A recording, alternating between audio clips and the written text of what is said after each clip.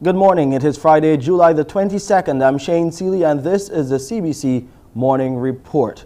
Well, we start with big news in sports this morning. Tonight is the night. Barbados will have two shots at glory when the World Athletics Championships go into day 8 at the Hayward Field in Eugene, Oregon. Shade Williams and Jonathan Jones will compete in the women's and men's 400-meter finals respectively tonight. Williams says she isn't putting herself under too much pressure ahead of the big race. I don't set such huge expectations so as to not pressure myself. So as I said, my first goal was to make the final. My next goal from there is to run a national record, which would mean a personal best for me, and hopefully after that I can make it in medal standing. Those are my goals for Friday's final. Meanwhile, Jones says he's mentally in the right place to be competitive. I feel happy, I feel grateful and a sense of relief. What's the relief about? Last year I only made it to the semifinals of the Olympics, and a big thing for me is like progressing just every year to go a little farther every year. So making a final is just, I guess, a correction for history, and then going forward, try to keep going even more every time I run. Do you feel like this is a huge accomplishment, or do you feel super hungry to do well in this final? I feel hungry. Right now, I'm dead as hell. After that, like, that last 100, I was like, if I'm gonna get top 2, if I'm gonna make this big Q, little Q, I gotta be up here. I gotta try to get them on the line. And I tried my best. Still glad that I worked out, made the final though. Well, they did very well in their respective semifinals, and now the finals, the women's final, that's set for 10:15 tonight, followed by the men's at 10:35, both live on CBC TV8. In fact, TV8 will be live from 8:05 tonight, with other events on tonight's schedule being the heats in the 4x100-meter relays, along with the 800-meter final and the 400 hurdles finals for women. Now, last night, there was a changing of the guard in the women's 200-meter final. Sharika Jackson of Jamaica finally won that event in a new championship record of 21.45 seconds. Second went to fellow Jamaican Shelly Ann Fraser-Price in a season's best for her, 21.81. Third was the defending champ Dina Asher-Smith of Great Britain in 22.02. The other famed Jamaican, Elaine Thompson-Hera, was a disappointing 7th in 22.39. Let's look at the race. The Olympic champion, the defending champion, the former champion, the fastest woman in the world this year, and a group of first-time global finalists looking to tackle and tame two all-time greats. This race has everything and everyone. Hayward Field is about to witness history. Rarely has there been such a sense of expectation and anticipation ahead of a 200-meter final. Shelly Ann Fraser-Price has got out well. Jackson now coming through. Thompson-Hera and Dina Asher-Smith have got a lot to do. Asher-Smith is coming into the mix. Now Sharika Jackson coming up onto the shoulder of Shelly Ann Fraser-Price. At last, it's Jackson's turn to be the queen of sprinting. 21.46. She becomes the fastest living woman on earth. And at last, after so many bronze and silver medals, it is a glittering gold for Sharika Jackson, and how they will celebrate that back in Jamaica. We already know Thompson-Hera is one of the greats. We already know Fraser-Price is one of the greats. But tonight, it was the turn of Sharika Jackson, and she delivered just when she needed it the most. Fraser-Price takes the silver, not quite to be the gold that it was in Moscow 9 years ago, and the crowd have just applauded Dina Asher-Smith because the defending champion is on the podium once more. A big congratulations to her on winning that race. Sharika Jackson there doing it in fine style. The men's final now was a clean sweep for the United States as the defending champ Noah Lyles ran the third fastest time ever. That is 19.31 seconds. Kenneth Bernard, that's Bednarek, ran a season's best for him, 19.77, while Irion Knighton was third in 19.80. Adams, Richards, Knighton, Ogando, Bednarek, Lyles, Fanbula, Brown. Noah Lyles believes tonight is destined to be his coronation as the king of half-lap sprinting. Can the iconic figure deliver, or will his incredible young teammate or anyone else steal the champion's thunder? They're away first time. There's a roar from the crowd. It's a great start from Lyles, but Bednarek's running well. On the inside, no move yet from Knighton. Lyles has got the edge here, and he's storming away. What a moment for Noah Lyles. He hates losing over 200 metres, and he's forgotten how to. 19.32. 19.32. He has smashed his personal best and produced one of the fastest times in history. Quite frankly, after 120 metres, it was never in doubt.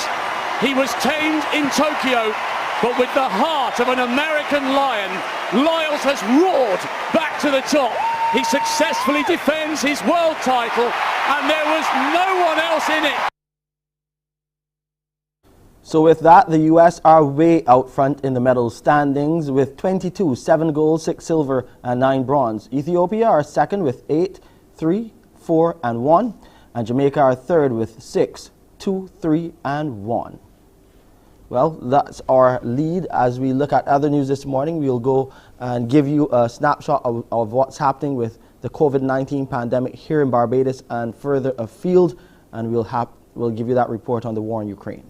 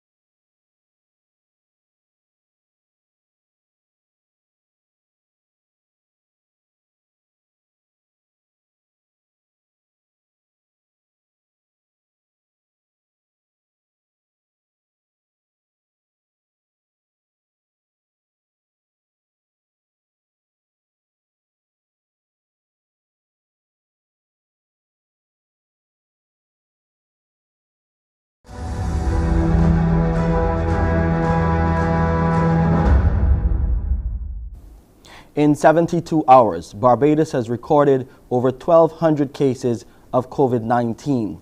400 of those new cases were recorded by the Best Dos Santos Public Health Laboratory on Wednesday. So that's Monday, Tuesday, and Wednesday, over 1,200 cases. In the latest dashboard, 140 males and 260 females were diagnosed with the virus. There were 53 people in isolation facilities, while 1,957 people were in home isolation. Though COVID-19 continues to spread across Belize, the number of infections in the CARICOM state basis continues to trickle downward on a daily basis, that is. This is according to the Director of Public Health and Wellness there, Dr. Melissa Diaz-Musa. She stressed protecting vulnerable populations is critical. That's number one, ensuring that if you're pregnant, if you're diabetic, obesity, you're fighting cancer, all these things, be sure to avoid crowded and closed places. avoid persons who are sick. Because even if you're sick, even if somebody has a cough, cold, sore throat, you don't know, you've not been tested, you can't assume that it's not COVID. You need to say, this is COVID and I'm going to avoid going to this party or meeting with these persons. We're still promoting very much the vaccines, of course. And as you all know, we have the pediatric Pfizer vaccine. We have our vaccine sites that are open countrywide, Monday to Friday, and we're encouraging parents to, take your children in and get vaccinated. We're working with COVAX and as well bilaterally with other countries to try to procure some more of the Pfizer adult vaccine so that we can restart the booster campaign, and even for persons who have not been vaccinated as yet. Well, yes, the U.S. President Joe Biden has tested positive for COVID-19, but he will continue to carry out his duties as he's experiencing just very, very mild symptoms.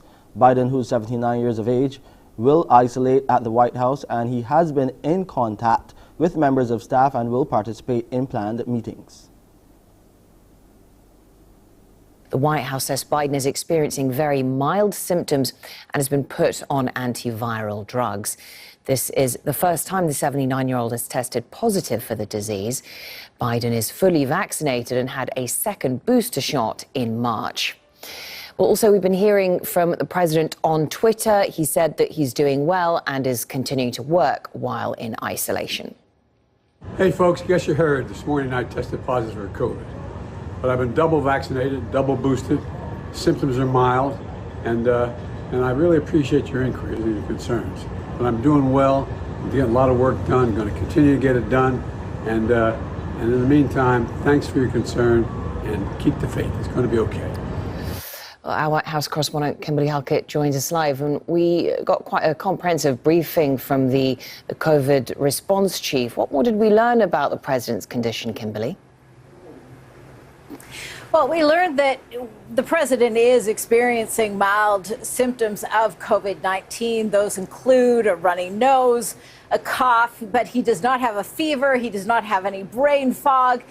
Many of the symptoms that people with more severe cases of COVID-19 might experience. And there have been very sort of close concern and watchful eyes about the president, given the fact that he is 79 years old. This can often be cause for grave illness or lead to grave illness in the case of many Americans or those who around the world experience COVID-19. But the prognosis, according to the president's doctor, is that given the fact that he has been not only vaccinated twice, and also boosted twice, most recently March 30th, that he is expected to fully recover and is only experiencing mild symptoms. He is, as he released a video, he also released a photo on Twitter of him working inside the White House residence, continuing to do all of his executive duties. There's no plan to transfer the executive powers to the Vice President,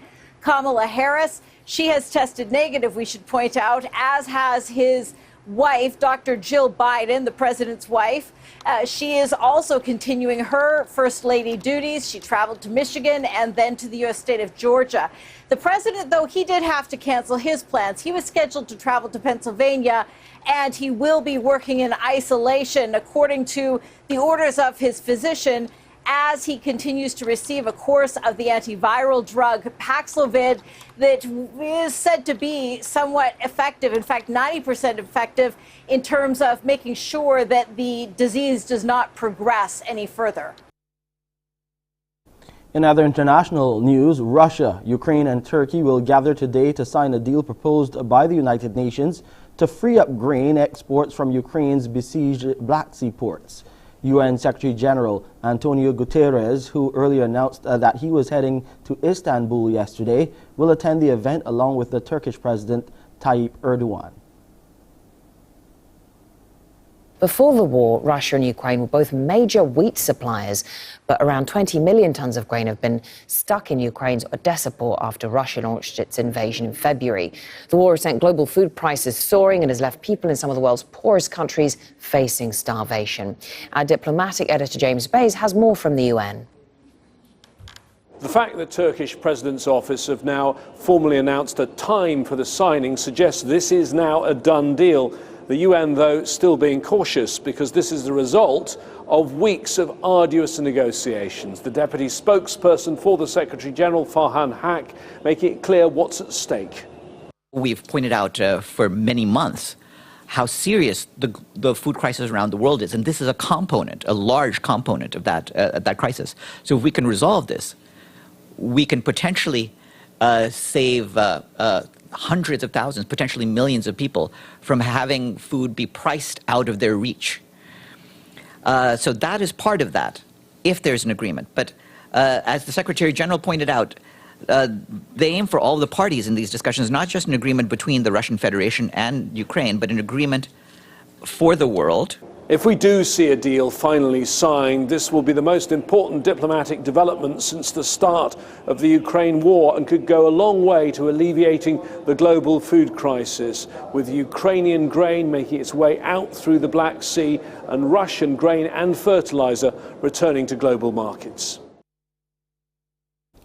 6:19 is our time. In roughly 11 minutes, we'll be heading over to Pearson, but we get to hear him now to find out what's happening on the Friday edition of Mornin Barbados. What are you looking at, Pearson?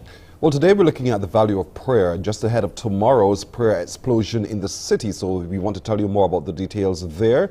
Also, we are days away from the staging of the 2022 CAC Championships right here in Barbados. We'll introduce you to two more Barbadian competitors in that upcoming championships. And tomorrow, Saturday, the NCF is staging their pop-up, the Arts and Artisanal pop-up in Pelican Village. There's a lot on offer for all of us to engage with. We'll tell you about those and a whole lot more from 6:30 when you join me for Morning Barbados. It's back to you, Shane. Thank you, Pearson.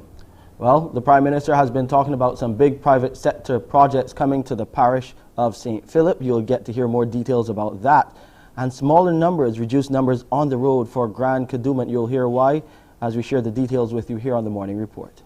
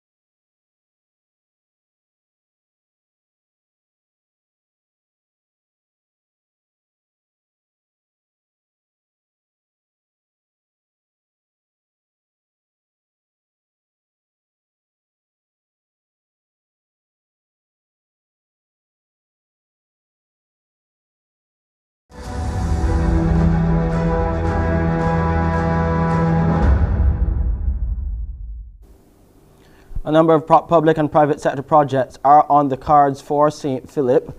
That's the word from the Prime Minister, Mia Amor Motley. She made the comment at St. Philip Speaks, a town hall meeting with St. Philip members of Parliament at the Princess Margaret Secondary School. Trevor Thorpe was there and he filed that report. There was a lot of details coming out of that meeting and we will share them with you in short order. Meanwhile, small numbers could be on the road for Grand Kadooment as band leaders continue to grapple with a number of challenges. The president of the Barbados Association of Masqueraders, Anthony Lane, says they need a lifeline. Lisa Broom has more. Crop Over 2022 is well underway, a bit shorter than normal given all that's happening, and Barbadians who couldn't wait to be outside are flocking to the various parties in their numbers. However, that excitement doesn't appear to be carrying over to the biggest party of them all, Kadooment Day. In fact, President of the Barbados Association of Masqueraders, Anthony Lane, describes the situation as dire. He is predicting smaller than usual numbers on the road. We are not getting the traffic, like what we got in 2019. Basically, a lot of overseas people are not coming. The locals are not really jumping for Kadooment Day. Some will. The majority of the locals they more tend to go to 4-day. And 4-day was very slow as well. It has picked up somewhat now, but it's still not at the level or at the point where it would normally be at this point in time. Mr. Lane says despite those numbers, influenced by the challenges of the last few years and the uncertainty associated with this year, band leaders are obligated to give revelers a full experience. And they've also taken into account that Kadooment is the showpiece of the festival. We are doing this year to keep the festival alive. We are not doing this to make money, right? But yet still, you can't do it to come out in the red. Then what will happen next year? If you do this year and you come out in the red, Lisa, and can't pay your bills and so on because you're doing the festival to keep it alive, then you will not even be able to come next year. Because before you can start next year, you owe out thousands of dollars. He says it's on this basis BAM is asking for government's help in providing some of the infrastructure. You don't have to give them cash or anything like that. You could, if the powers that be help to assist with some of the infrastructure, let me call it that, or some of the cost like the music truck and things like that, then that will be fine. This is a difficult time. Let's go to those private sector projects that the Prime Minister has been speaking about planned for St. Philip. Trevor Thorpe was at St. Philip Speaks. He filed this report. Topics were wide and varied from a lively St. Philip audience gathered at the Princess Margaret Secondary School last night for St. Philip Speaks. Prime Minister Mia Amor-Motley joined the St. Philip Members of Parliament, Minister of Agriculture, Food and Nutritional Security Indar Weir, Minister of State in the Ministry of Health and Wellness, Dr. Sonia Brown, and Minister of Education, Science and Technology, Kay McConney, at the session. She told the audience the COVID-19 pandemic had slowed development on the hotel project in St. Philip. They've got a number of private sector projects about to start too, and then by the end of the year, up here in St. Philip, by end of year, early next year, because they had a COVID outbreak among the workers, so it may be pushed back a little bit. But you all can pass and see how fast the hotel coming up. And therefore that will open, Wyndham will open it up by Sam Lords by early next year. From the hotel project, the Prime Minister's attention was turned to education. And she said a draft paper on education had been produced and will be getting her attention and that of stakeholders in the coming days. What we are fighting is a mental mindset. So I can't change, or you can't change a mental mindset overnight, but we can change the system. And we can make the system more responsive and more effective to be able to do the things. Police are this morning still investigating what's being called an unnatural death. Officers responded to a report of that unnatural death, which was reported about 3:15 yesterday afternoon. The body of a 21-year-old male identified as Keyshawn Anderson Barrett of Allen View, St. Thomas, was discovered hanging from a tree in a gully area at that's behind his residence. He was later pronounced dead by a medical doctor after efforts by persons to revive him proved futile. Let's get some more sports in here now as we focus on cricket, and today, rain will play a part in the opening one-day international between the West Indies and India that's being held in Trinidad and Tobago. Lots of rain at Queen's Park Oval yesterday put paid to any chance of a practice session or to any opportunity to have a look at the pitch. The skipper for West Indies, Nicholas Pooran, says it will be critical to assess the conditions this morning ahead of the start of play. I think we need to obviously have a look at the wicket in the morning. The wicket did look good yesterday when we practiced on it. Practice next day, sorry. It was really nice, but again, it's just we need to assess and obviously what the conditions are, whether it's looking like it's gonna rain or not. I think yeah, batting second might be a really good option as well. But in order for that to happen, we need to win the toss. I think all the players are motivated. Everyone wants to do well, and that's really fantastic to see. So I don't have to do much, to be honest. We just need to have really good competition. I think continue to believe in each other and continue to back our skills. I think the guys are gelling really well at the moment. We know for a fact in the back of our minds, yes, we want to win cricket games, and everyone is doing everything necessary to perform on the cricket field. The guys are working really hard, and that's commendable. But we'll only see on the cricket field, and that's our focus. Our focus is to go on that cricket field and actually, perform. Play begins this morning at 9:30 with live coverage on MCTV's ESPN channel and also on Radio 94.7, the best 24/7. That's CBC Radio. Let's take a quick look at the weather now. The temperature right now is 27 degrees Celsius. It's partly cloudy on the outside. We had sunrise early this morning, just after 6. The winds are coming out of the east at 31 kilometers per hour. It's feeling a bit warmer right now at 29 degrees Celsius. As I said, the relative humidity stands at 81%. The barometric pressure this morning is 1014 millibars. And that's it for this edition of the CBC Morning Report. I'm Shane Seeley.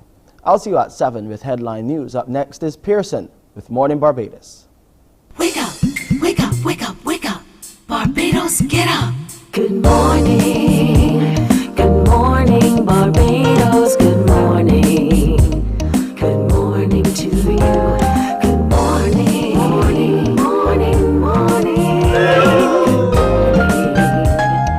morning to you. Good morning. Morning, Barbados. Good morning. Good morning to you. Good morning. Morning, Barbados. Good morning. Wake up, wake up, wake up. Morning to you. Good morning, everyone. Fantastic Friday morning to you. We've made it to the end of the week. I'm Pearson Bowen, welcoming all of you everywhere to Morning Barbados indeed. Thank you for joining us on our streams on YouTube and on Facebook as well. I encourage you always to interact with us there. Now, coming up today, we'll continue to have some unscrambled opportunities for you to unscramble some letters that we have. We'll also today be calling 2 of you winners in the Nature's Discount Woolworth Back to School competition. So look out for that opportunity as well. So turn your phones on. 2 of you we'll be placing a call to. So please answer your phone. Let's have some fun. But we'll be rewarding you with some back to school items. Trinicia Esibo McKend, we met her last week. We didn't have enough time to really engage with her. She's back today because we want to continue to talk to her about her story, her life, which is quite enriching as well. Now, tomorrow at Pelican Village, the NCF is hosting their Arts and Artisanal Pop-Up. What is that about? And how can you be a part of it? We'll tell you about that. Plus, we'll meet 2 more of the athletes in the upcoming CAC Championships to be held at the Lloyd Erskine Sandiford Centre, so listen up for that. But let's get started today by talking about the prayer explosion in the city. And joining us to talk about it is Natalie Murray, who is of Nat's Prayer Cafe, and the Reverend Alex Roach of Prayer Up Barbados. Now they tell me he won't be with us this morning. Natalie, good morning to you. Good morning, Pearson. How are you this morning? I am nasal, but I'm live, and I'm thankful indeed. But how are you doing? I am awesome, super excited about tomorrow. I'm sure you are. Talk to me about Nat's Prayer Cafe, first of all. What's that about? Okay, Nat's Prayer Cafe is a mobile cafe that will be offering spiritual nourishment to individuals across Barbados. It's a non-profit organization. We are seeking to create a community of intercessors where we will be going across Barbados through prayer conferences, prayer breakfasts, prayer retreats, prayer challenges, whatever anything to do with prayer. We will be going across Barbados and we will be offering prayer to individuals to revive their prayer lives. We want to cause a prayer revival in Barbados. I like the idea of the cafe because in the concept of a cafe, I can look at the menu and select what I want. And you're saying to me on your list of menu items in the prayer cafe are things that you want people would want prayer for. And so as the cafe moves around, then we all come together as a body of people of faith, pray for those particular items. Yes, exactly. Anything that's happening. Anything that's happening in one's lifespan. So how has it been received so far, this prayer cafe? Person, we had overwhelming calls by individuals. They're curious about the idea of a prayer cafe. It's a new concept. It's not something that they're familiar with in Barbados. So everyone wanted to know, how will the cafe work? I said, it's a mobile cafe and we will be coming to your community and we will be praying with you and your family. Talk to me about the value of prayer from your perspective. Well, from my own experience, prayer is so powerful and important because a couple of years ago, person, I had a brain tumor and I would have gone to neurologists, I would have gone to doctors, I would have gone to all types of individuals. And can I tell you, through the power of prayer, I receive healing. So I know how valuable it is because today I don't have that brain tumor anymore. So I can tell you that from my own experiences. That is fantastic. And now you're giving it back by providing people with the opportunity to turn up at the prayer cafe and pick the menu item that they're looking for and have prayer done. Exactly. And so you're taking this now into the city. And in doing so, you've partnered with the Reverend Alex Roach of Prayer Up Barbados. Reverend Roach, good morning to you. Good morning. All right, let's see if we get him sorted out. So tomorrow then, in the city, tell me what we can expect when we talk about prayer explosion in the city. Now, that's going to be massive. Pearson, tomorrow you will be experiencing awesome worship. There's a lineup of powerful worship leaders from across Barbados who will be lifting their voices in praise all over the city tomorrow. There are powerful intercessors from different denominations who will be praying for our nation's children. They will be praying for the businesses in Barbados, and we will be praying for Barbados overall. We will be praying that our economy improve. We will be praying against gun violence. So we want all Barbadians to come down and be part of this explosion in the city. And it is important to start in the city because that's where all the activity is. That's our market space. So it's very important to start there. It's also the seat of power in the city. Yeah. And so if you start really there, hopefully coming out of that, the ripple effect will reach out to the farthest ends that would suggest that, you know, that change can actually happen. Let's see if we get Reverend Alex Roach again. Reverend Alex Roach, good morning. Good morning, Pearson. Good. I hope you set up a little prayer so that we can get that technical bit sorted out. Did it work? Yeah, I did. I surely did. It worked. So talk to us about, from your perspective, the value of prayer. Pearson, prayer is one of the most powerful forces that there is. Prayer in its emphasis and prayer at its very root and core is devotional. It is a limited man looking to an unlimited, a finite God. And that in of itself is brings hope, it brings inspiration, it brings redirection for one's life. And prayer is not empty. It's not empty conversation. Prayer is speaking to God. He's on the other side of your prayer, and he has answers for consolation, answers for help, answers for encouragement, for meaning, for purpose, for healing, for direction. Just the scripture that is chosen for this prayer explosion tomorrow, 2 Chronicles 7:14, talks about the power of prayer. That if the people of God pray, if a nation prays, that God will respond by healing the land. Do I need, as an individual, to be in a particular state to pray? or come as you will? Prayer is such a powerful tool that if you direct your prayers to God in sincerity, that God will hear you. Regardless of where you are, it is known that when we are going through trials, tribulations, difficulty, uncertainty, health crisis, financial crisis, whatever it is, that people look outside of themselves for help, for assistance, for direction.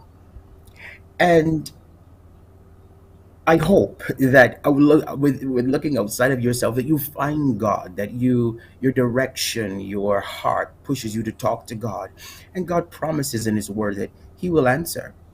He's not a respecter of person. It doesn't matter where you are in life, as long as you, through a sincere heart, reach out to God, that God will answer you. He will Right. hear and He will answer.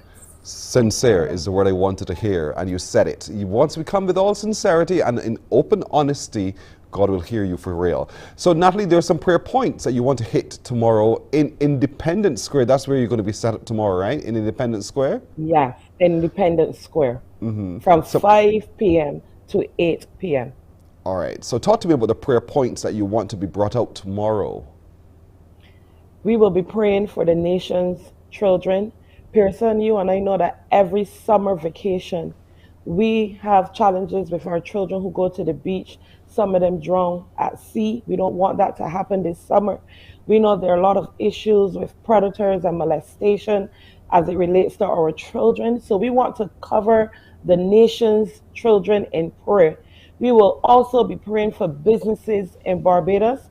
It is important that businesses in Barbados thrive because we all benefit from Barbadian businesses. We will be praying for Barbados overall. We will be praying for our government. We will be praying for the economy. We will be praying for families. We will be praying for everything as it relates to Barbados. But most importantly, tomorrow we will be praying against the gun violence in our society. Pearson, the government of Barbados can put all the policies, all the programs in place, but there are spiritual strongholds over every nation, over every country, over every society that can only be pulled down through the power of prayer.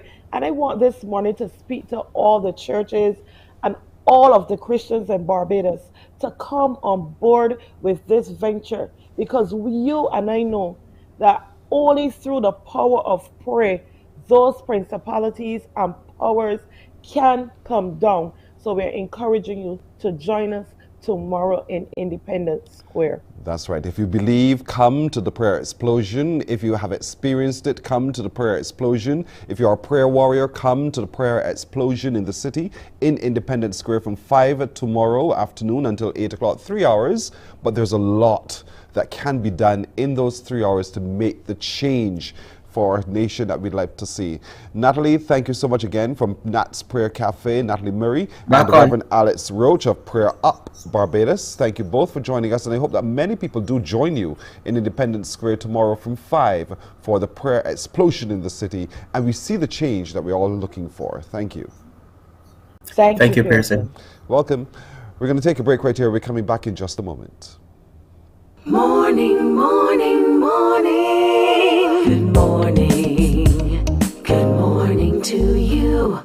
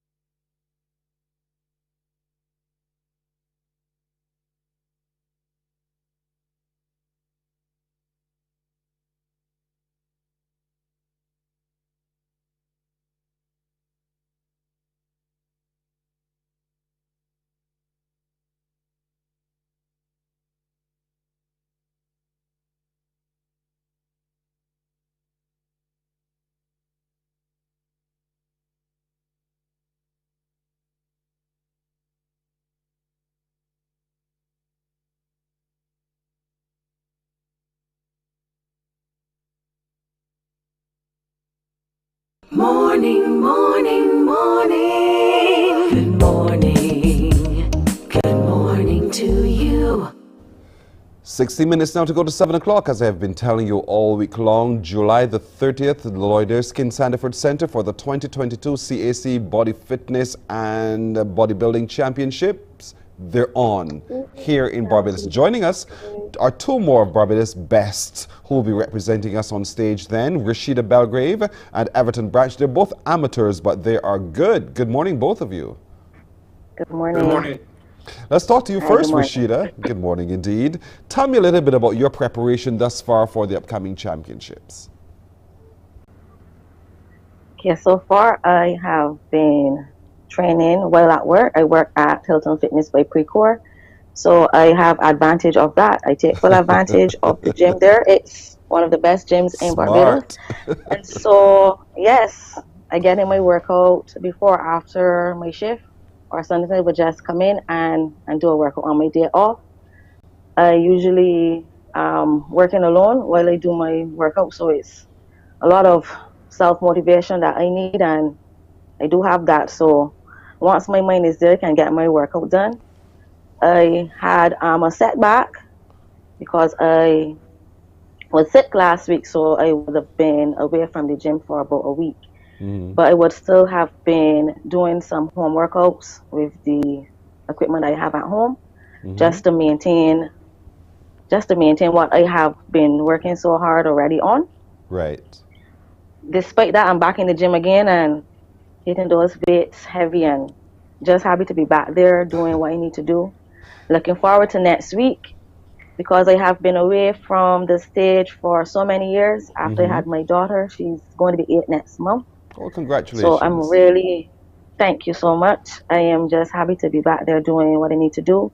Also, we have group posing sessions with the team, and I have not been making all, but from what I've been going to, it's really good to get the team feeling this togetherness that we have, the team spirit that we need, so that we can go as a team and do what we need to do, which we all know what we need to do, and that is to go do our best and win.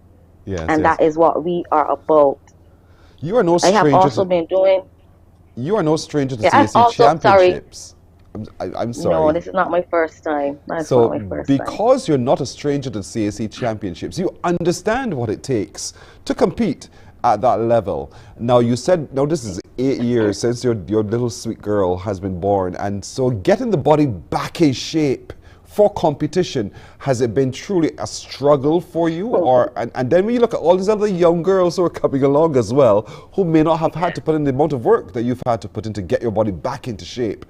Let's talk a little bit about that journey so far, knowing all of that. Okay. I have always been into fitness, even though I wasn't doing it competitively. So I've relatively been keeping in shape, but not obviously competition shape. Yes. So as I said, it's a mindset thing. There have been years I've been trying to get back there for years, honestly. And I've had some injuries sometimes, or I just knew that my mind isn't there, and I know that it takes a lot of dedication for competition, especially at the CAC level. I knew that my mind wasn't there, so I didn't do anything then, because you have to have the right mindset to get in the workout that you need to get in, to how you need to diet. You have to have that willpower, and you need to have all these things together before you tell yourself that you're going to go and compete, because it's not easy, and you're going to have setbacks, and you have to push through no matter what. Right. I am happy that I've been away really long, so I don't really know a lot of people now in the sport. So I was really looking for some familiar faces when I told myself that I'm going to do nationals. So I reached out to Carl Moore and Lyndon Belgrave so that they could look at my physique and just help me with the posing that I would have needed. And that helps to build confidence as well. So I'm really grateful that they took the time out to work with me to build me up. Wonderful. So that's it. Yes. Everton, now this is 10 years. Your first competition was in 2012. This is 10 years later. And so here you are now hitting the stage again because you had a really good nationals earlier this year. So talk to me a little bit about your journey over those 10 years and your preparation going into next week's CAC Championships. Well, the journey, I'm a sports fanatic. I love sports, but never took the bodybuilding seriously. But when a famous competitor that is no stranger to the stage, Natalie Webb, a good friend of mine, she told me, hey, why don't you just take that energy and compete? So I tried it out, and I started to have a love for it. So basketball, which was my first love, took a little backseat to bodybuilding, and I started to prepare and get myself ready. I wasn't successful in none of the competitions I would have entered in or placed. If everybody wants to win, then place where you want to place. But throughout the years, I get really good feedback from the federation. The federation usually always reaches out to athletes after a show, or if they see you, they will tell you, hey, you need to work on this, work on that. There were some areas that were pointed out over these years that I needed to improve. I have some restrictions with some shoulder injuries and stuff like that. So I had to find ways to work around those injuries and work through them in order to be able to reach the standard that they're looking for on stage when you reach the stage, in order to be able to place height within, especially the category in men's physique. And then I started to work with my coach, Bodybuilding Kirk Bryan, over this to prepare for nationals. It was a little rough, caught COVID, couple weeks within the preparation, but we were able to hold strain and get the diet right, get the training right, being able to get all of those things coming together. And I was able to present a pretty good package at nationals. The feedback, though, being off the stage for a little while, getting the preparation, I was away from, posing and having that. And posing, some athletes will tell you the gym and dieting is easy. Posing is where it becomes difficult. As much as you may think lifting the weights is hard, the posing and trying to be able to get your body in the correct, you can have the best package. And if you can't present it on stage, it means absolutely nothing. Yes. So all the dieting and all the training has gone to waste. But with the posing sessions, with the team, I have been able to improve tremendously with my posing. The feedback from the coaching staff and the other athletes is really encouraging to know that I've been improved since nationals, and the prep is continuing. So this is really a climax to me. This is really an honor to be able to represent Barbados and show my physique, not now in front of the local judges, but international judges, other Caribbean judges, to see what, where I stand in terms of this field of bodybuilding. And then we'll see how it goes from there and taking it even further for Barbados. You're clearly I'm very really confident. excited to be on stage next week. Yeah, I can hear that. You're very confident indeed going into next week's CAC Championships. Preparing for body fitness, for the Mr. Physique, is going to be different for preparing for bodybuilding. What's the subtle difference in getting yourself ready? Men's physique is different than bodybuilding. Men's physique is like a, how is that explained? Like a beach look, a beach body with muscles.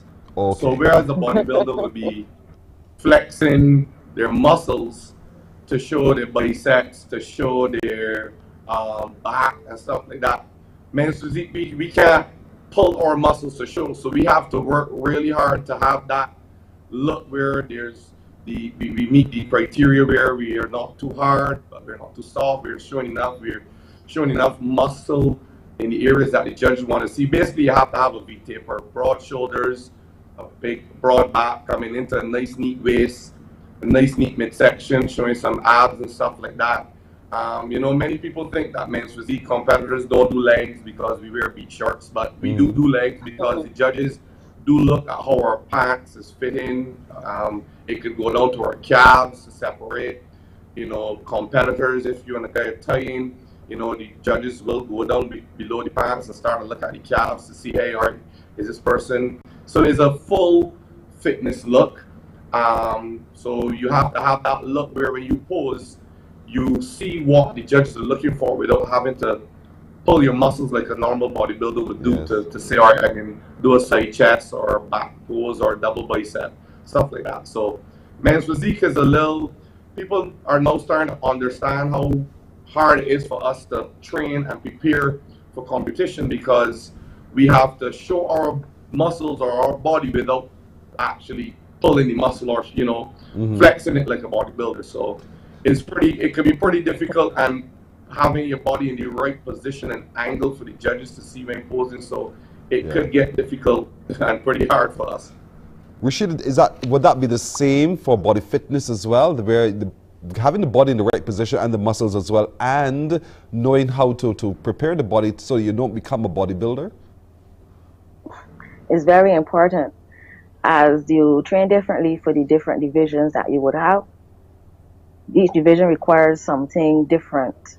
You may need rounder shoulders or a neater waist. You may need bigger quads, more separation, stuff like that. So depending on the category that you're competing in, then you firstly train for that, and then you pose towards that. And as Everton said, posing is not easy at all, but it's needed so that when you get on stage, that it just happens. But it's very important, because then if you don't pose and display what you have worked so hard for, then the judges cannot judge, and therefore then you're not where you want to. You're not going to get the position that you're looking for, because you haven't displayed what you worked so hard for. So posing with the team or individually is very important, and you should pose regularly, because that helps to condition the body and the muscles as well. So you have to think about it that way. Just like how you would think that the dieting and the training is important, posing is also important. So we have to train, and we have the 4 front pose and the 2 side poses, and then the back pose.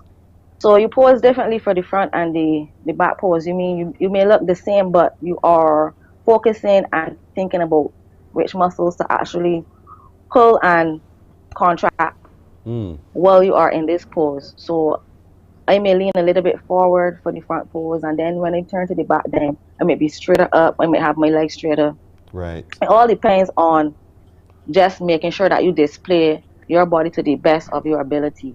And I love to go to posing practice, as I said, because then you get to see the rest of the team, and you get to see how they are improving daily or weekly. Yes. And it's just that spirit that you need to encourage each other, and they will encourage you to build that confidence that you need. So when you hit the stage after all of that hard work, and let me say, you're on stage for like 2 minutes sometimes, so you need to be on point.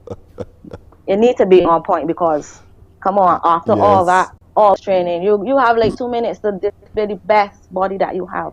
Yes. And you have that body. So once the team continues to pose as we should, we are going to display our bodies to the best of our ability and show that quality muscle that we put in that work. Indeed. And come on, we are going to come out on top. I believe that the team is going to do well. Well, I believe so come out next weekend and support the athletes, for all of our athletes in all of the divisions that we have. We have a full team, and we are expecting to do our best, and we want you to come out and support us. You can either come on the Friday or the Saturday. The show is going to be from 2, and that's $60 per ticket. Or if you want to be at both shows, it's just $100. Pay one time, and you can come out and see both days. That's fantastic, Rashida. Thank you so much, both of you, for joining. I've learned so much about the sport that you're in, how you have to pose, how critical posing is. One would have thought it was just, just work out and get your body ready and just let the judges see what you have. But the posing is absolutely critical.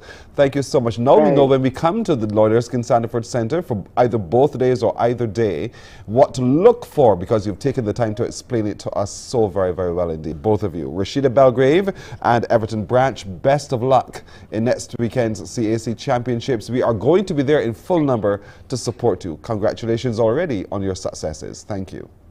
Thank you. Thank you so much. You're very welcome indeed. Very welcome. We've learned a lot, haven't we, folks? We'll take a break right here. We're coming back in just a moment. Morning, morning, morning. Good morning. Good morning to you.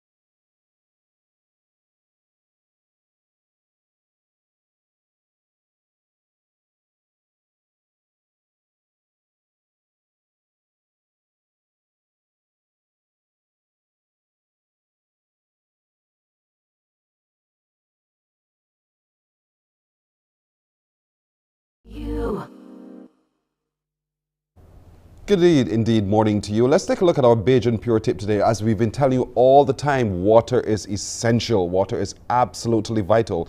And I want you to remember always to have a large glass of water right after waking up. This is room temperature, mind you, room temperature right after waking up. It's a great way to start your day.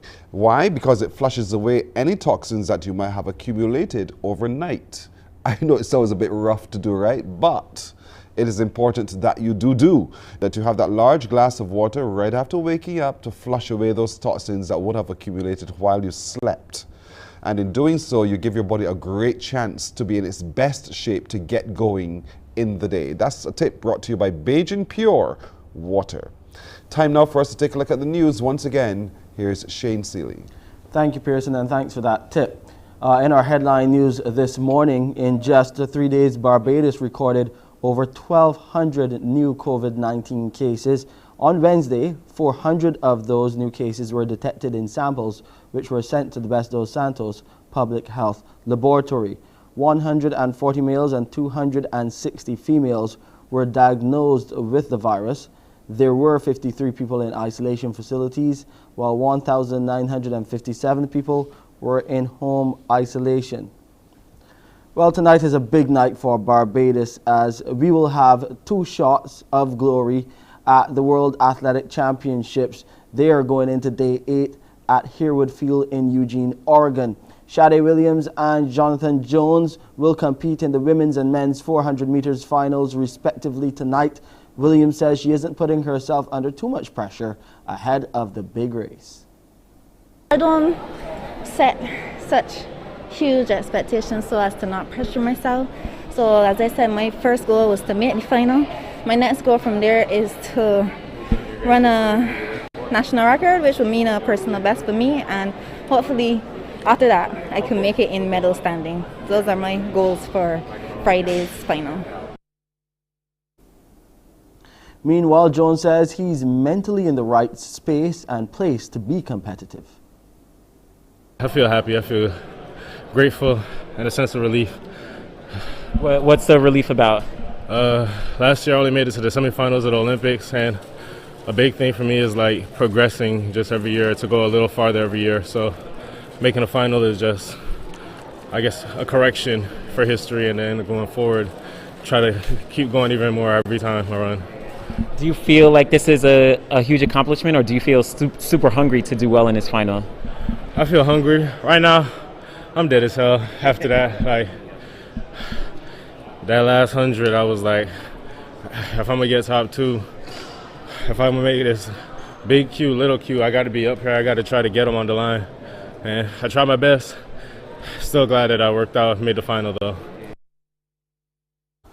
So the women's 400 final is set for 10:15 p.m., followed by the men's at 10:35 tonight, both live on CBC TV8. In fact, TV8 will be live from 8:05 tonight, with the other events on the schedule being the heats in the 4x100 meter relays, along with the 800 meter final and the 400 hurdles finals for women.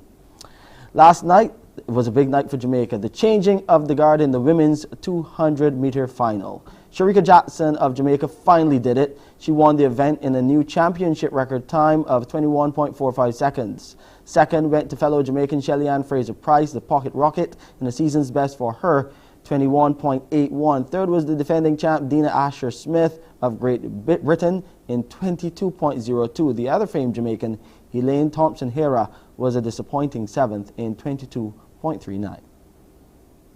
The Olympic champion, the defending champion, the former champion, the fastest woman in the world this year, and a group of first-time global finalists looking to tackle and tame 2 all-time greats. This race has everything and everyone. Hayward Field is about to witness history. Rarely has there been such a sense of expectation and anticipation ahead of a 200-meter final. Shelly-Ann Fraser-Price has got out well. Jackson now coming through. Thompson, Hera and Dina Asher-Smith have got a lot to do. Asher-Smith is coming into the mix. Now Sharika Jackson coming up onto the shoulder of Shelly-Ann Fraser-Pryce. At last, it's Jackson's turn to be the queen of sprinting. 21.46. She becomes the fastest living woman on earth. And at last, after so many bronze and silver medals, it is a glittering gold for Sharika Jackson. And how they will celebrate that back in Jamaica. We already know Thompson Herrott is one of the greats. We already know Fraser-Pryce is one of the greats. But tonight, it was the turn of Sharika Jackson, and she delivered just when she needed it the most. Fraser-Pryce takes the silver, not quite to be the gold that it was in Moscow 9 years ago, and the crowd have just applauded Dina Asher-Smith because the defending champion is on the podium once more. Now to the men's 200-meter final. It was a clean sweep for the United States as the defending champ Noah Lyles ran the third fastest time ever, that of 19.31 seconds. Kenneth Bernarek ran a season's best 19.77. He was second, while Arian Knighton was third in 19.80. Adams, Richards, Knighton, Ogando, Bednarek, Lyles, Fanbula, Brown. Noah Lyles believes tonight is destined to be his coronation as the king of half-lap sprinting. Can the iconic figure deliver, or will his incredible young teammate or anyone else steal the champion's thunder? They're away first time. There's a roar from the crowd. It's a great start from Lyles, but Bednarek's running well. On the inside, no move yet from Knighton. Lyles has got the edge here, and he's storming away. What a moment for Noah Lyles. He hates losing over 200 metres, and he's forgotten how to. 19.32. 19.32. He has smashed his personal best and produced one of the fastest times in history. Quite frankly, after 120 metres, it was never in doubt. He was tamed in Tokyo, but with the heart of an American lion, Lyles has roared back to the top. He successfully defends his world title, and there was no one else in it. And more sports this morning as we focus on cricket now. Rain will play a part in today's opening one-day international between the West Indies and India in Trinidad and Tobago. Lots of rain at Queen's Park Oval yesterday put paid to any chance of a practice session or to an opportunity to have a look at the pitch. The skipper, Nicholas Buran, says it will be critical to assess the conditions this morning ahead of the start of play. Play begins at 9:30 this morning with live coverage on MCTV's ESPN channel and also on CBC Radio 94.7, the best 24/7. And that's our headline news this morning. I'm Shane Seeley. It's back to you, Pearson. Thank you, Shane. I'm still basking in the glory of Jonathan Jones and Shadi Williams. I must declare both products of the Coleridge and the Paris School and the excellent track program there. So congratulations to both of them. Tonight, we shall see them be crowned as well in their respective categories. We shall take a break here, though, folks, and we're coming back in just a moment. Morning, morning, morning. Good morning. Good morning to you.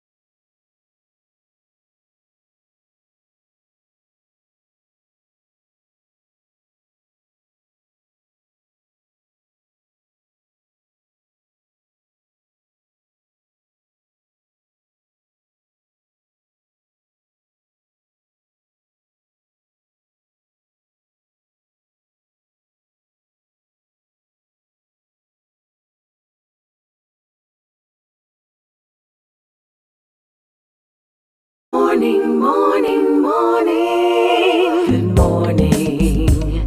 Good morning to you.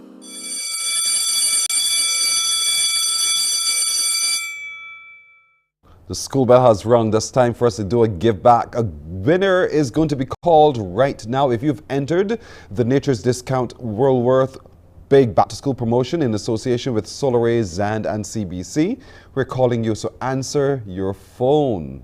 I have something for you because you would have won.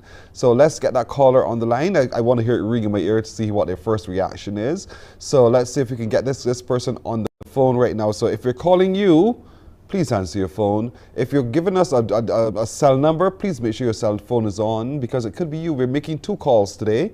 This is the first of the 2 that we're calling out to reward them with a winning compliments of Woolworth and Nature's Discount. So let's see if we can get that person on the line. Remember, you can go to any of the locations and you can spend $75 or more and you get a chance to enter. And when you do, you get a chance to win some back to school items as well. We had a winner earlier this week who won some uniforms. So let's see.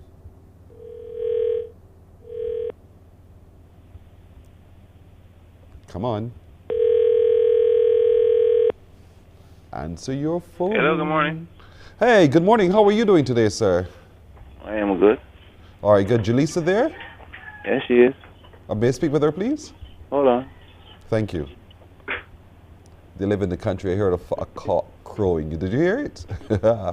Keen listening ears I have indeed. Let's see if Jaleesa, when she comes to the phone, what she has to say. Hello? Hello? Hi. Hi, Jaleesa? Yes, please. Hi, did we wake you up? No. So what were you doing? I'm getting ready my daughter to go to lessons. To lessons? Yeah. Why? I mean, why? Why? Why are you getting her ready on a Friday morning to go to lessons? On a what? On a Friday. What's today? Is it today Friday? Yes, it's Friday. Right. At this hour in the morning, what lessons is she going to? She's going to lessons at her school with her teacher. Oh, how old is she? She is 6 years old. Oh, she must be such a darling, isn't she? Yeah. What's her first name? Jalea. Jalea. So you named her after you? Yeah. Jaleesa, you know who you're talking to? Nope. But I love this, that you are so kind to engage with a complete stranger while on the telephone. This is really good about you. So you've been trained very well by your parents to always be pleasant and polite.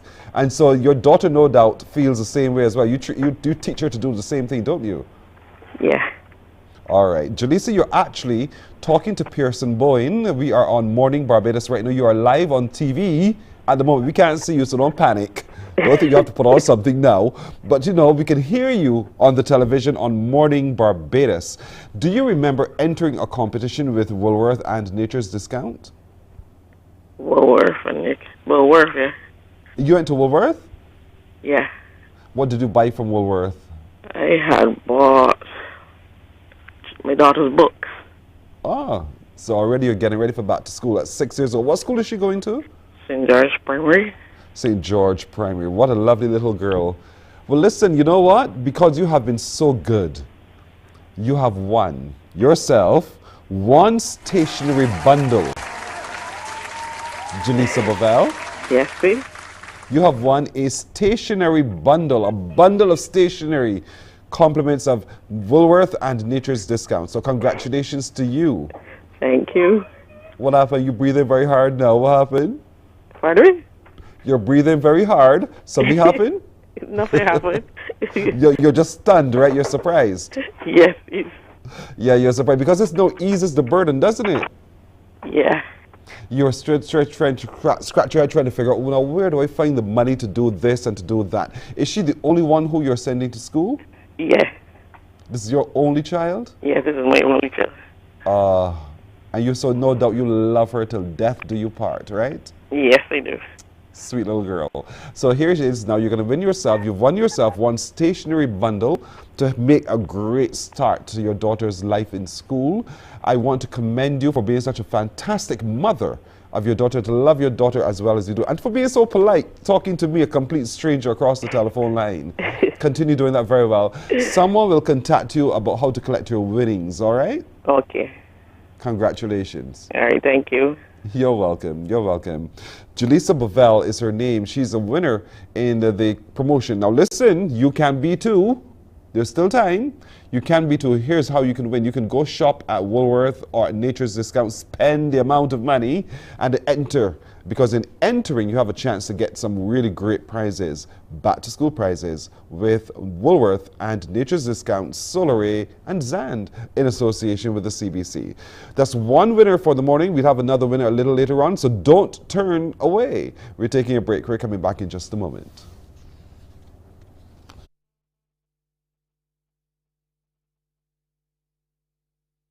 Morning, morning, morning. Good morning.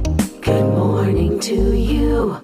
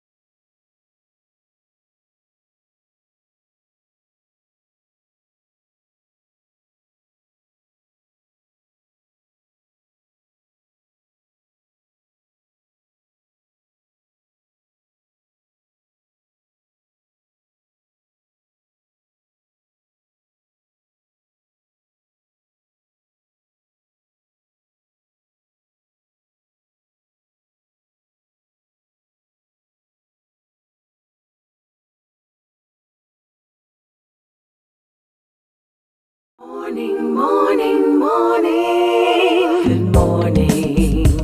Good morning to you.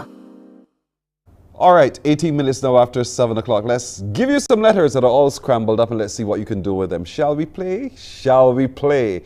Your turn to give me a call now on 228-5562 or 228-5563. Some Friday fun. Let me go. Unscramble these letters. Look at that. Yes, that ugly looking word is back. Can you tell me what that word is? Can you tell me what that word is? Unscramble those letters and call me 228-5562 or 228-5563. It is a word that you know. I guarantee you that it is indeed a word you know. So 228-5562 or 228-5563. I wonder if this one is going to go the long distance that we had yesterday.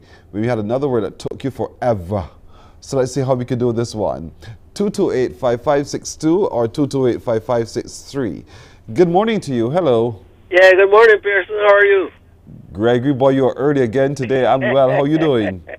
I hope I'm early with a lot. I want to be early with the water, too. So listen, this is not the water now. This is to unscramble the letters. So what word do you see, Gregory, that we can form using these letters? I turn it around, I say Moomba. Good effort, but dead wrong. Thanks, Greg. Thank you very much, my friend. Again. Dead wrong again. Yes, yes. You got to come again. In other words, 228-5562 or 228-5563. Come on, make me a good Bajan word from these letters. You know the word. I'm telling you, you know this word. 228-5562 or 228-5563. Believe me that you do. 228-5562 or 228-5563. Good morning to you. Hello. Hi, good morning. Hi, how are you? I'm fine. Good. So what's the answer? Is it Mobaton? Don't ask me questions. What's the answer? Marbaton. What? Marbaton. But explain that to me. I don't understand what you're trying to tell me. I have never seen that word in the dictionary. Have you? No. Oh, so why would you come up with Marbaton? Because I hear about it already. I was talking about Marbaton. What does it mean? What does it mean? There's some new fashion Bajans who don't know what it means, So what does it mean? Marbaton. You got No Marbaton. boy. Oh we ain't boy. We ain't got enough behind. That's the only context you know it in? Oh my gosh, well look at you. Look at you. Shame for you. But you're absolutely right. What parish are you watching from? St. Andrew. Is you. Go on about your business, Miss Marbaton. You're absolutely right. It is indeed Marbaton. Marbaton. Can we give them another one? Yeah, boy. Aha. Bet you don't know this one now.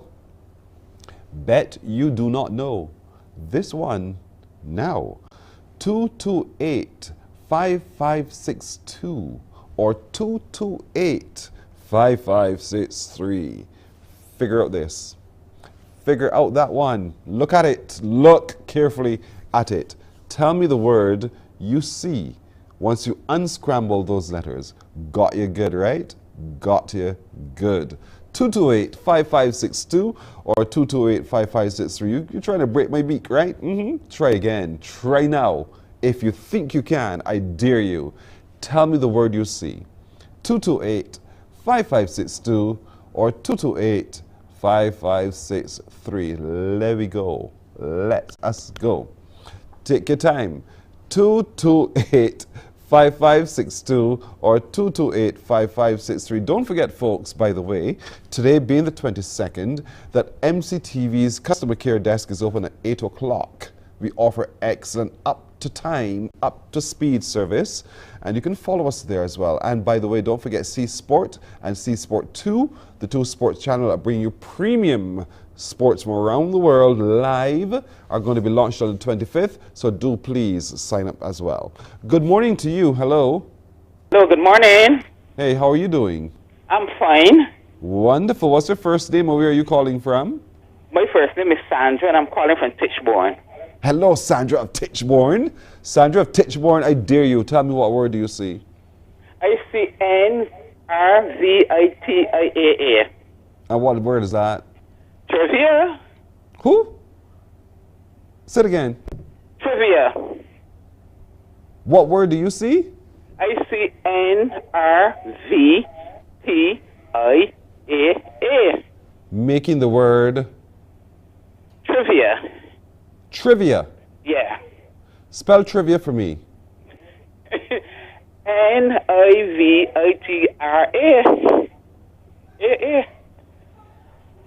Sandra? Yes, please. You have a dictionary near you? No. Why, you got rid of your dictionary? I old no, I'm on the dictionary. Sandra, I old too, but I still have a dictionary. You know, sometimes you meet a word, you hear the word, and you forget how it's spelled. I think you forgot how trivia is spelled. Uh-huh. So in other words, you're wrong. If I'm wrong? If you are wrong, you're dead wrong, Sandra. If I'm wrong, it's just taking a chance. That's all right, but thank you for taking the chance. Have a good day, okay? Thank you. All right, Miss Sandra. All right, Sandra of Titchborne. No. 228-5562 or 228-5563. Come on, folks. Come on. It's an easy, easy word, and it's right there on your screen. I know you know it, but I'm glad you don't. 228-5562 or 63. Good morning. Hello. Good morning. Hello, hello. Hi, how are you? I'm okay. Oh, good to hear. What's your first name and where are you watching us from? First name is Vida. Hello, Vida. And what parish are you from? St. Michael. All right, Vida of St. Michael. Vida, good old-fashioned solid name. So, Vida, girl, you know this. What's the word? Variant. Vida, I asked you for the word, Vida. The word is variant. Vida, is that the only word you see there, Vida? Yes, please. Spell variant for me. VARITIAN. No, start again, Vida. Spell variant. VARITIAN.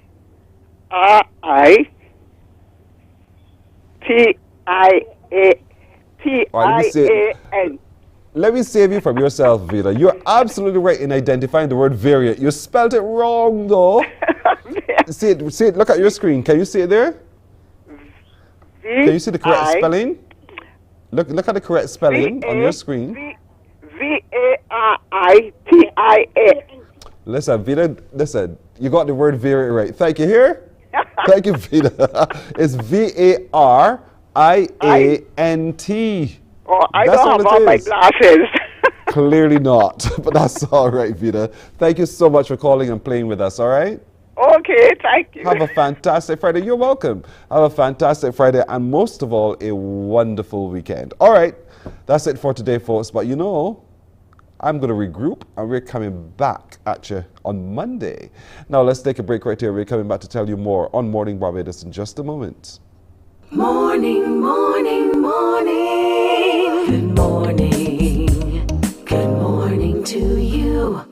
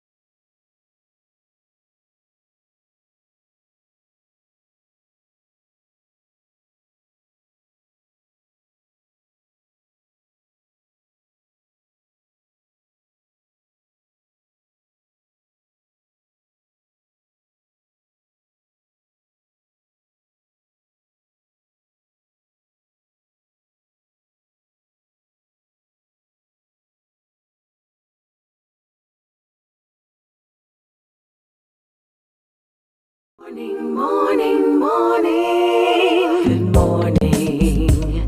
Good morning to you.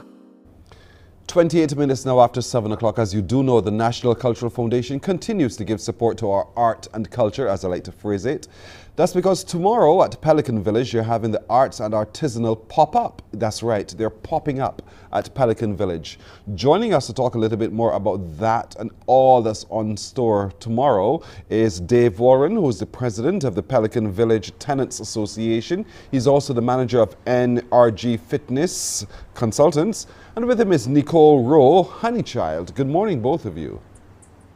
Hi, good morning, Barbados. Good, thank you so much for joining us. Dave, we'll start with you. You are smack dab in the location. Talk to me a little bit about Pelican Village and what this all means tomorrow when it all comes alive. That's right. Hi, good morning, Pearson. Good morning, Barbados. Well, I've just had my workout here at Island Fitness Center, so I'm over here by the variety shop, Lynette shop, the best breakfast and lunch options that we can have. I mean, amazing. This lady, she puts art into food. You know, so I'm trying to get ahead of the breakfast queue to have a breakfast this morning. You know, but she will be here. She'll be one of the tenants open, you know, and offering services and her art, etc., to the public tomorrow at the pop-up. Beside her, we have Cotton Trendy, and we also have Mona Lisa locks here as well. You know, they make beauty. They make young ladies beauty with her. I think she has a unique locking system, you know, that has taken the Caribbean by storm. So you might want to take a look at that as well. She will be here as well. We have a new treasure as well. They wouldn't be with us on Saturday, but they're open today. So if you want to get some to come down and grab something to wear to the event on Saturday, you can do that. We have Alexandra Pyle. She's in beauty. She makes soap. And she also does beauty care products, etc., candles, wonderful stuff. We have Extraordinary, they'll be open as well. Rosalind of Barbados, Light Body, that's Chantel, she'll be open also, and Debbie's Closet will be open. So she makes actual necklaces and wonderful bags. She accessorizes very, very well. She does jewelry also, so you might want to pop in there, and she will be open on Saturday for sure. So you might want to pop in there and grab a few items from Debbie. You have Tropical Art Glasses. Emiliano, he's open today, but he will not, unfortunately, he won't be able to join us tomorrow, but he will be open, so you can pop by at some point in time. He does some exceptional glass art. And Nefari Creations, this is Sandra Padmore here, just across from Raleigh's restaurant and around the corner from Dre's restaurant. So while you're walking through, you can grab something to eat, as you come to the fair tomorrow here in Pelican Village with a pop-up market. And Art Den here by Dawn Williams, she will be open as well. Wonderful items that they have on store.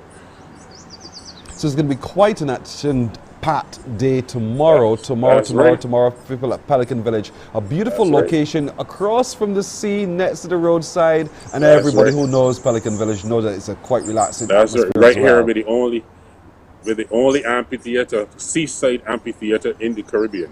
So we're going to actually have some entertainment there on offer tomorrow as well. We're going to have strolling entertainment coming through the village. We're going to have storyteller Jennifer Walker. We're also going to have musicians on that stage. So, you come down, you see the art, you support our heritage product, and, you grab some entertainment and some wonderful and delightful delicacies as well, to quench, ease your hunger and quench your thirst. These guys are amazing. Indeed. There's art in everywhere here. Nicole, talk to me a little bit about Honey Child. What's that? So Honey Child is an all-natural skincare brand that caters to the entire family by offering a cleaner, healthier alternative to one skincare regime. We offer products such as handmade soaps, body butters, body scrubs or smoothies, oils, and face oils also. Using ingredients that we find around the kitchen, in the garden. So it sounds delicious. It just sounds delicious the way you described it. It sounds edible almost. Need to get me some of those. Yes. Indeed. Yes, and so tomorrow when people come over to the artisanal pop-up as well, while they're there, they don't just have to come and watch. We want you to come and buy. We want you to come and purchase. We want you to come and experience all that our Barbadian crafts people are doing. So where exactly are you, Honey Child? So when we walk into Pelican Village, you turn left, right, straight ahead? Talk to me. I am not 100% sure on the actual location, but I will be somewhere in that area. Right, As there are quite a few of us vendors, so you'll have a selection of bags, handmade belts, local treats and goodies, heritage teas, and skincare, of course, among other items to choose from. So we'll be in the general area, so I guess as you walk around, you'll see. Indeed, you'll see. But Dave, Pelican Village is not just for tourists. Pelican Village is for all of us as Barbadians. And so while we can you love to drive by and say, hey, look at the tourists going there, we have to stop and get in, because inside there we're finding all sorts of delightful treasures. That's right, Pearson. You can even have a workout in Pelican Village's Island Fitness Center here. And we're on. You come to Pelican Village, you make your purchase at any of the vendors in Pelican Village. You bring that receipt to us at Island Fitness Center, and that will reward you with 50% off your first month of membership here at the gym. We're fully in support of everything here. We are at Island Fitness Center. We're into the art of muscle. So we're supporting our partners here and our fellow tenants, with this initiative. I was born and bred right here in Pelican Village, believe it or not. I started my life as an artist myself. A fine artist. Actually, my family is still into art quite in a big way. So, this is very, very close to my heart. And I really do have, a deep-seated appreciation for what these guys do and creative process, So you come by, bring your kids as well, because it's important that we rebuild those links. I was fortunate enough to come up to grow up in this area where I can see how things are made, and and see the creative process taking form, and seeing some wonderful, trinkets and ornaments and different things, being formed out of the most mundane items you could ever imagine. So it's an amazing thing to see, and bring your family out. Let them have an experience. There are things for everybody. You're so right. You're so right. It's going to be quite a spectacle tomorrow, folks. There are going to be folk stories, strolling folk characters, live entertainment by Akhenaten, Kwan, Ria Lane, King Kudi, Tay, who is our reigning junior soca monarch. Our Father Fox will be there as well, all tomorrow starting at 11 in the morning. But while you're there as well, not just for the entertainment and the food, but you're also there to help support our local craftspeople who are doing some really excellent work that you can really benefit from, including Honey Child as well. Go ahead, Dave. Yes, and on that note, Pearson, I would also, in terms of excellent work, at this point I would like to really extend my heartfelt thanks and appreciation for Dr. Alan Smith at the QEH and his team, the nurses there. One of our team members at Island Fitness, young lady Lil Dynamo, she developed some heart complications recently, and she had her operation on Tuesday. She is now out and recovering well. They did amazing work. Open heart surgery is by no means an easy task, and I believe that that's an art in itself. And I just want to say, thank you to that group there. We were all behind her. I want to thank all of the tenants here in Pelican Village and our gym members, the family fitness center, who would have gone to the blood bank and given blood and everything to support the young lady through this process. And I just want to say thank you to everyone. That's wonderful. That's wonderful. The young lady's name is Mia Best, by the way. So keep her in your prayers. Let's hope she makes a full and speedy recovery very, very soon. All right. So Dave Warren, the president of the Pelican Village Tenants Association, also the manager of NRG Fitness Consultants, along with Nicole Rowe of Honey Child. Look for them tomorrow, folks, at Pelican Village for the artisanal arts and artisanal pop-up. Thank you very, very much for joining us this morning. Thank you very much as well. You're welcome. Hope to see you all there.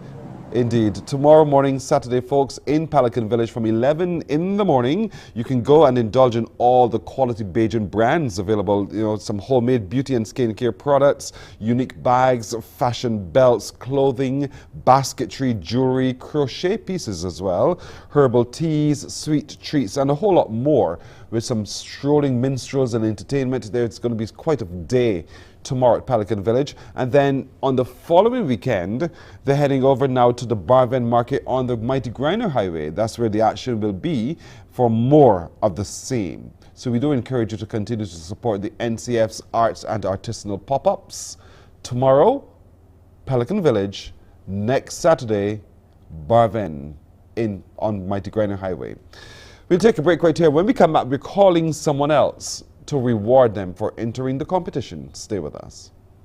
Morning, morning, morning. Good morning. Good morning to you.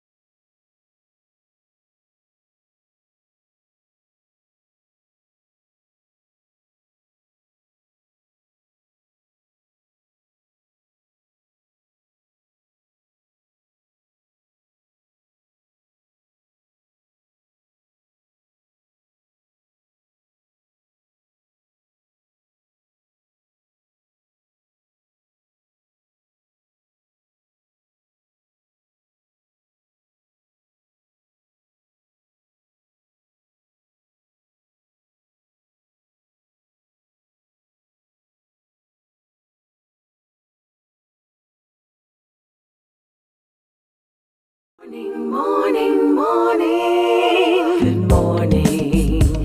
Good morning to you. The bell has rung. It's time for Back to School. Another winner in our Back to School promotions, Woolworth, Nature's Discount, Zand, Solaray in association with the CBC. The Back to School promotion is on, but you need to go shopping, folks. You need to get out there and start doing your buying. And when you do, enter the competition for a chance to be rewarded. As we've already rewarded 2 people thus far for the week, we have a 3rd one. We're trying to get on the air right now. Let's see.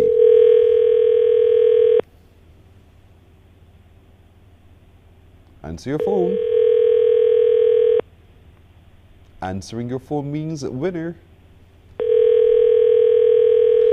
Come on, please answer your phone. Please answer your phone. You're winner number 3 for the week. I'm sorry, but the person you have called is unavailable.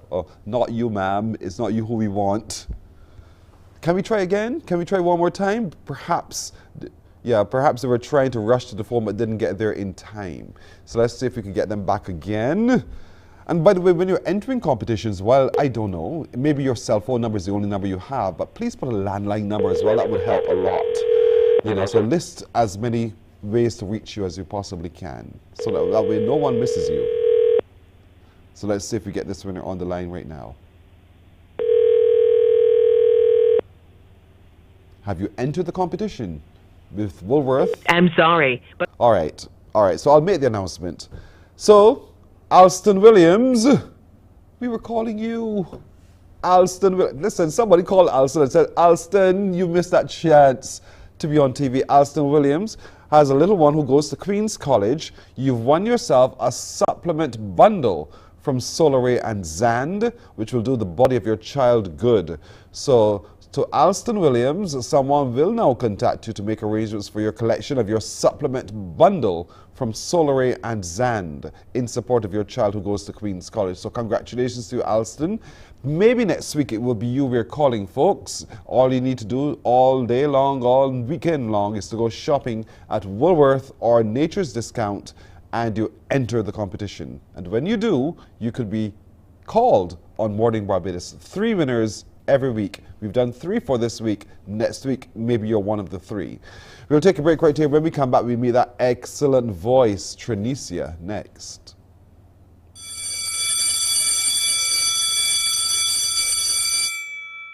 Morning, morning, morning. Good morning. Good morning to you. Want to be a winner? Woolworth and Nature's Discount present Back to School with Solaray and Zand in association with CBC. Every week, 3 lucky winners will be getting vitamins, stationery, or school uniforms, with winners announced on Morning Barbados. There will also be 2 grand prizes of a laptop, 5 uniforms, kids multivitamins, and a backpack. Listen up to Q100.7 FM, 94.7 FM, or 98.1 The One for details on how to enter. Back to School with Solaray and Zand is sponsored by Woolworth, Nature's Discount, Calmart.com, online consultancies, Solaray, Zand, Young Junior, and the stations of CBC. There is a saying, you can find a Bajan anywhere. Are you a Bajan living abroad? Or do you know of one who has migrated to another country? Well, we at Mornin Barbados would love to have you or them on our Bajan Afar segment. Share your amazing stories, experiences, and how you have adapted to a new culture. Send us an email to morninbarbados@cbc.vb, and together we will travel the world.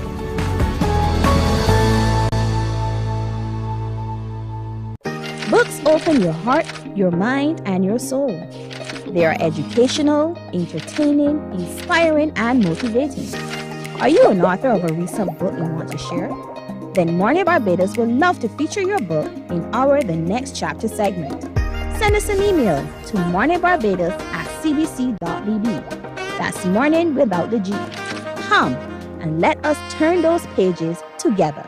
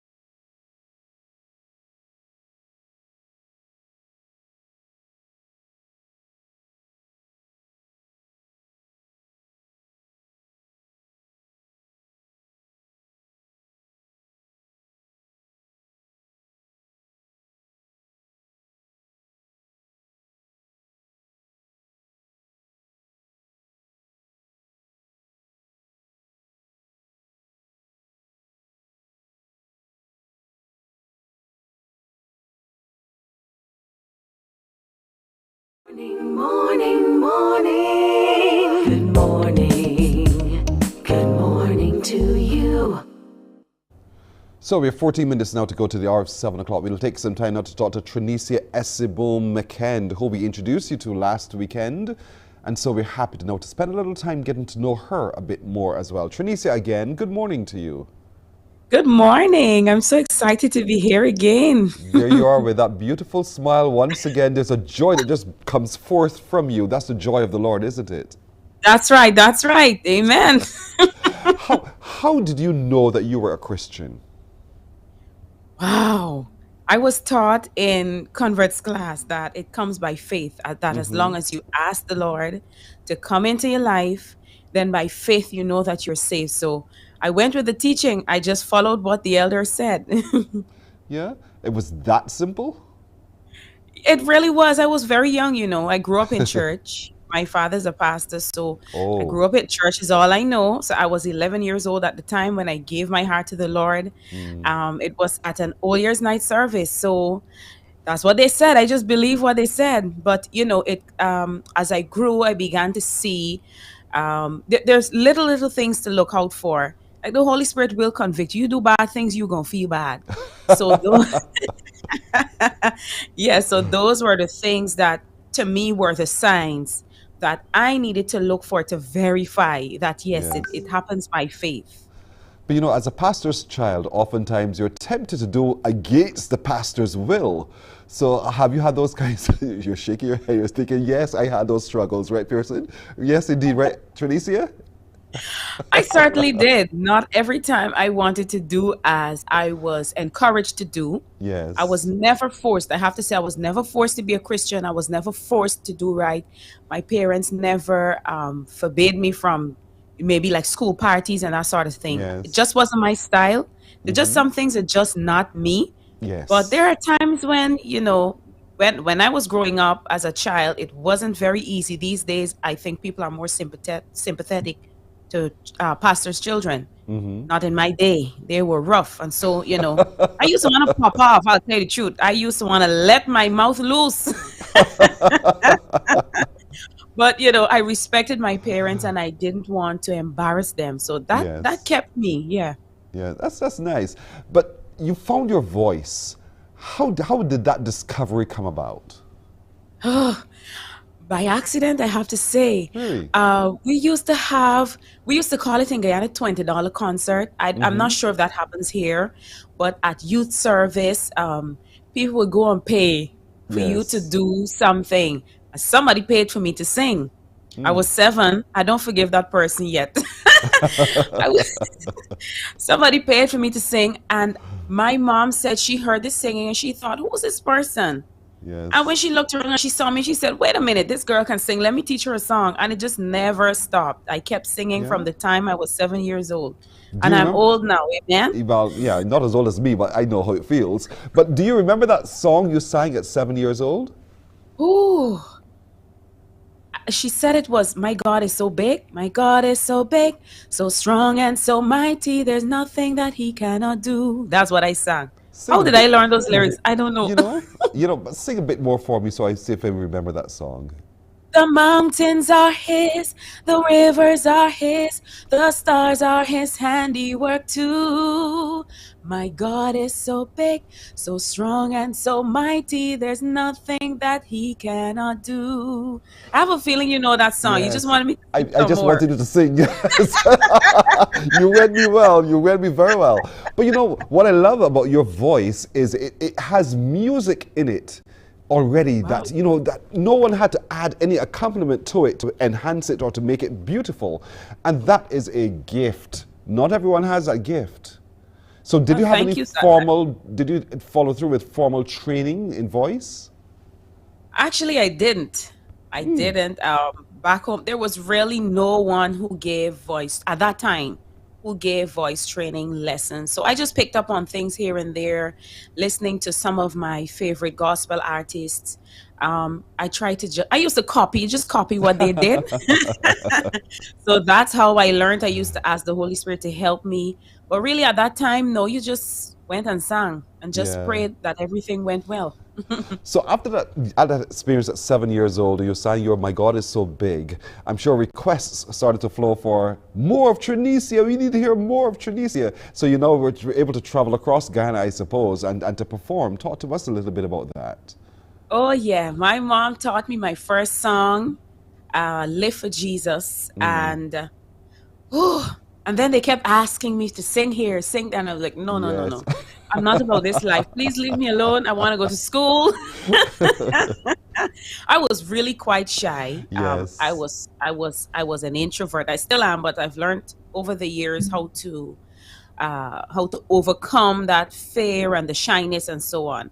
So my first song was "Live for Jesus." That's what matters. For when other houses crumble, mine is strong. Live for Jesus, that's what matters.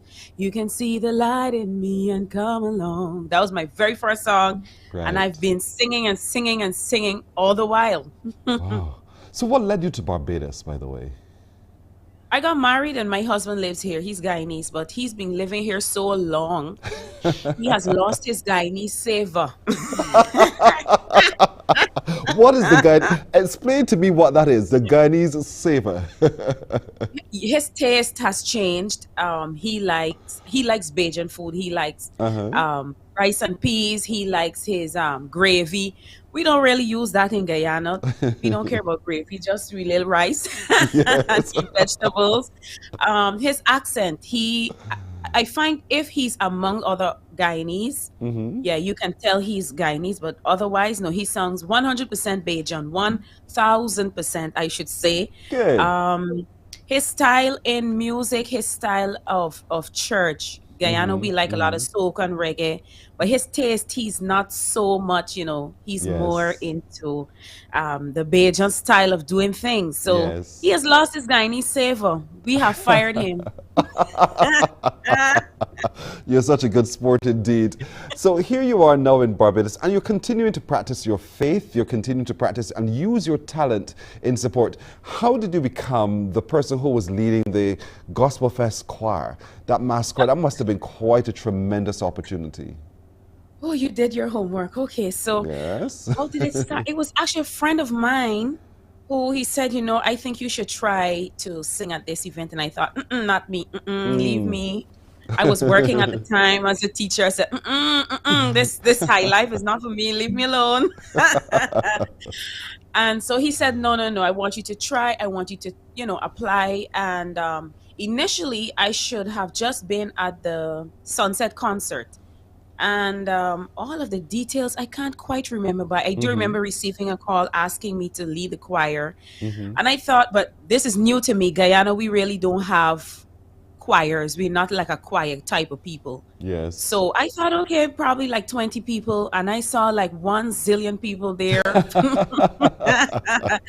in the choir. But that was a lot of fun. I actually, from that experience, I developed a love for choirs. I developed a love for hearing harmonies and so on. I began to listen to a lot of choirs and that sort of stuff. So it was good. It was a really good experience. That's fantastic.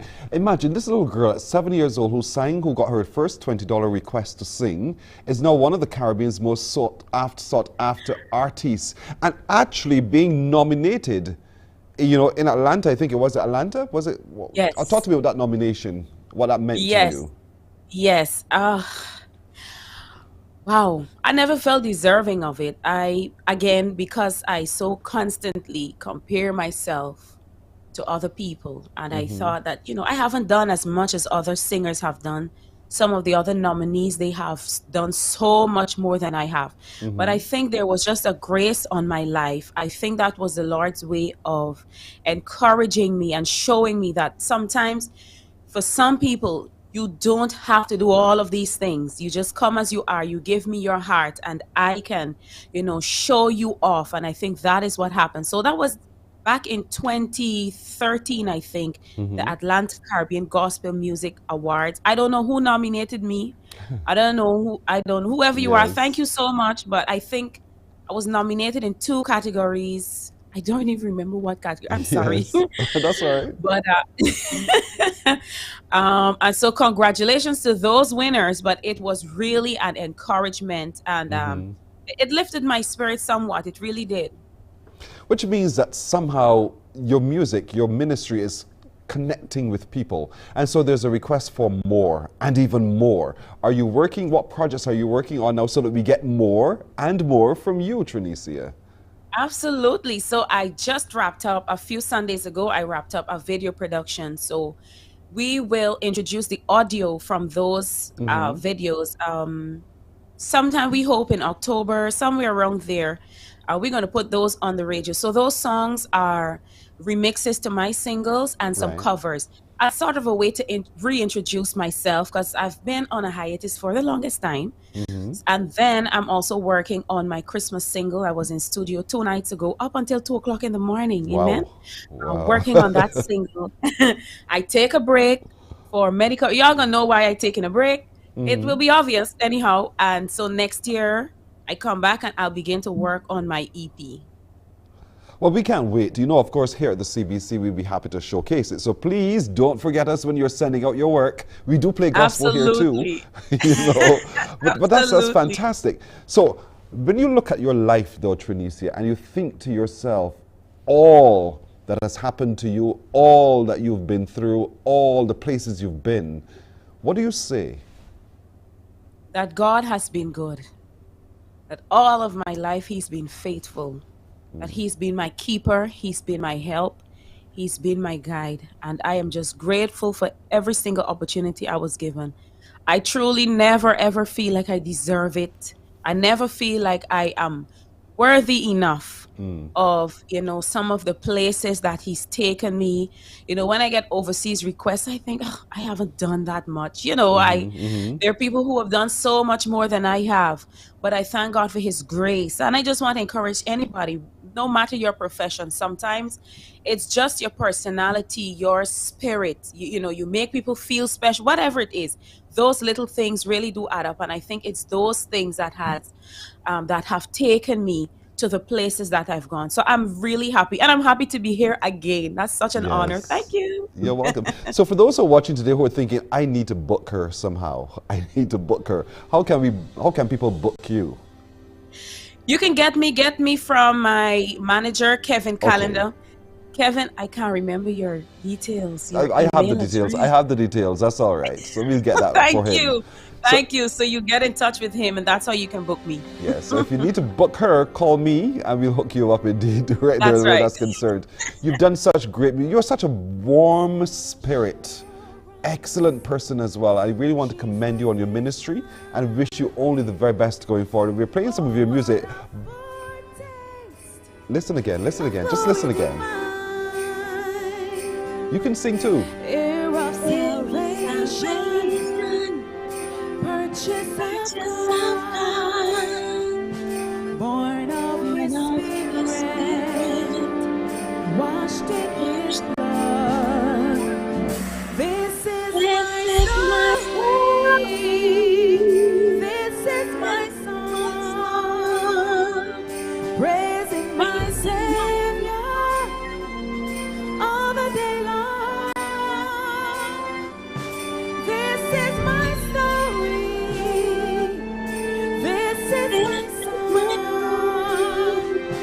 Praising my Savior all the day long. Woo! Listen, that's one of my favorites here. Don't do that to me so early in the morning. No, that's going to be in my head for the whole day. But I love it. Great. Thank you so much, Trinicia. Thank you so much for joining us this morning. Thank you. All the best. Thank you. Such an honor. Welcome. Thank you so much for having me. God bless you all. Always. And you too. That's it for today, everybody. Thank you so much for joining us. Indeed, my producer has been Alicia Alves Grant. Our technical director, Rule Ford. At sound today has been Michael Sobers. Master control has always been Tamisha Green. I'm Pearson Boyne. For all of them, to each of you, we wish you a wonderful weekend. And if it be God's will, we'll see you on Monday. Take care. Bye-bye.